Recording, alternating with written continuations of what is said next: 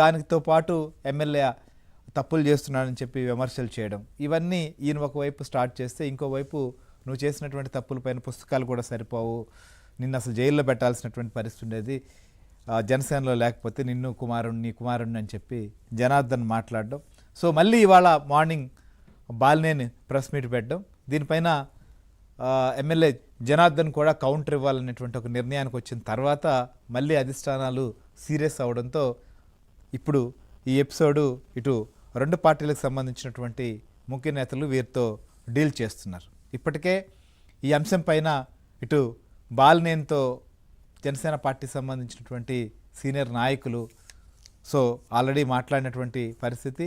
ముఖ్యంగా ఈ అంశంలో ఇంతవరకు ప్రస్తుతానికి ఫుల్ స్టాప్ పెట్టాలని చెప్పి ఇటు మంత్రి నాదెండ్ల మనోహర్ కావచ్చు, అలానే హరిప్రసాద్ కూడా మాట్లాడారని తెలుస్తోంది. ఇంకొక వైపు ఇటు మంత్రులు నిమ్మల రామానాయుడు, అట్లనే అచ్చెన్నాయుడు కావచ్చు, పార్టీ అధ్యక్షుడు ఆంధ్రప్రదేశ్ విభాగం తెలుగుదేశం అధ్యక్షుడు పల్లా, వీళ్ళందరూ కూడా దామంచర్ల జనార్దన్తో మాట్లాడారనేది మనకు వస్తున్న సమాచారం. సో అయితే అసలు ఎందుకు ఇంతలా వీరు ఇలా మాట్లాడుకోవాల్సినటువంటి పరిస్థితి వచ్చింది అంటే, రాబోయేటువంటి స్థానిక సంస్థల ఎన్నికల్లో సీట్లకు సంబంధించినటువంటి కసరత్తు, లేకపోతే ఇక్కడ ఆధిపత్య పోరాటమా, లేకపోతే నిజంగానే ఒకరిపై ఒకరు ఉన్న పాత కక్షలు మళ్ళీ మరొకసారి బయట పెట్టుకునే ప్రయత్నమా, లేదా ఎవరు వేధిస్తున్నారు, ఈ పరిణామాలు వారు బహిరంగంగా మాట్లాడే ముందు ఈ యొక్క పరిస్థితి పార్టీలపైన దీని ప్రభావం ఎలా ఉంటుంది, కూటమి పైన ఎలాంటి ప్రభావం ఉంటుంది అనేటువంటి ఆలోచన చేయకుండానే మాట్లాడుతున్నటువంటి పరిస్థితి ఎందుకు వచ్చింది అనేది ప్రస్తుతం చాలా హాట్ టాపిక్గా మారింది. సో ఇది ఇంకొక వైపు ఈ పరిణామం జరుగుతుంటే సహజంగానే ఇటు వైసీపీ కావచ్చు, ఇక వారికి సంబంధించిన మీడియా దీన్ని నిన్నటి నుంచి ఉదరగొడుతున్నటువంటి పరిస్థితి మనం చూస్తున్నాం.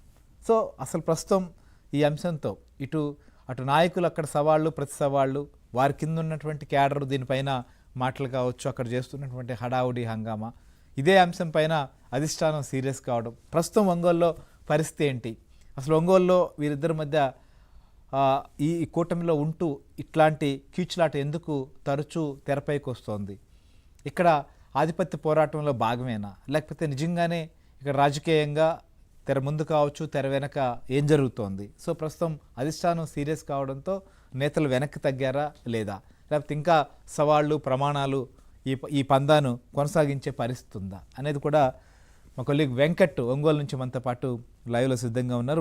Venkat, good evening. ఒకసారి మనం దీని మీద అనాలిసిస్ చేసే ముందు వీరు మాట్లాడినటువంటి మాటలు కూడా ఒకసారి మనం విందాం. 12 షాపులు తీస్తున్నారు, అంత పార్టీ వాళ్ళే, మిగతా 2 షాపులు పార్టీ వాళ్ళకి విడిగా వచ్చింది. ఆ తర్వాత వేరే వాళ్ళంతా కూడా ఉన్నారు. వీళ్ళకే సరిగ్గా రూపాయి రాకుండా వాళ్ళు ఇబ్బందులు పడుతుంటే వాళ్ళు తీసుకొస్తారంట, రాత్రిపూట ఒకటి వచ్చంట నాకు రోజు డబ్బులు ఇచ్చిపోతారంట.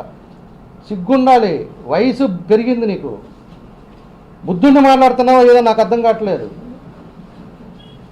మాట్లాడేటప్పుడు జ్ఞానంతో మాట్లాడాలి. నువ్వు నిరూపించవయ్యా, వాడు ఎవడన్నా నిజంగానే నాకు ఏదైనా డబ్బులు ఇస్తుంటే ఒక షాప్ వాడు ఇవాళ నా 13 షాపుల్లోనే మా పార్టీ వాళ్ళకి వచ్చిన షాపుల్లోనే దగ్గర 50-60 మంది ఉన్నారు. 60 మంది చేత ఒకటి చేత చెప్పి సరే పోనీ, మిగతా షాపులు ఉన్నారు కదా, కామన్ పీపుల్ ఉన్నారు కదా, ఎవడొచ్చేవి తట్టం పద్ధతులు నేర్చుకో. ఏదో లోపల వేయించాడు, నేను లోపల వేసాడు, మేము ఏం తప్పులు చేసావు, నువ్వు చేసావు ఇప్పుడు తప్పులన్నీ.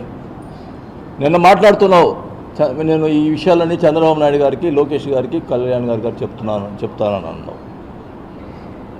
ఓకే, నువ్వు మగవాడు అయితే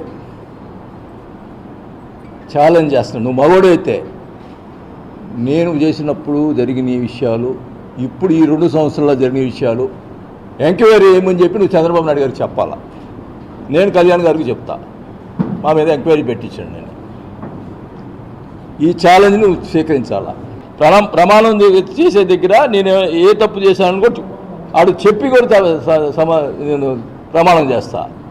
నువ్వు రా, ధైర్యం ఉంటే రా, వచ్చి మా ప్రమాణం చేయి. రైట్, ఇది మచ్చుకైలు మాట్లాడిన మాటల్లో కొంత మాత్రమే.